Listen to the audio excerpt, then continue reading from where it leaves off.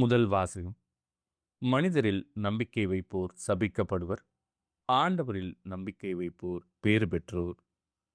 இறைவாக்கினர் எரேமியா நூலிலிருந்து வாசகம். அதிகாரம் 17, இறைவசனங்கள் 5 முதல் 10 முடிய.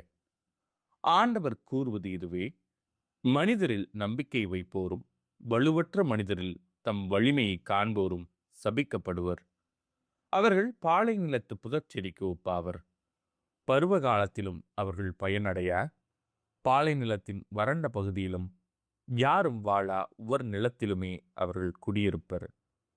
ஆண்டவரில் நம்பிக்கை வைப்போர் பேறு பெற்றோர்.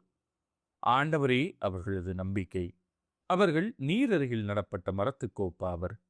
அது நீரோடையை நோக்கி வேறுவிடுகின்றது. வெப்பமிகு நேரத்திலும் அதற்கு அச்சமில்லை. அதன் இலைகள் பசுமையாயிருக்கும்.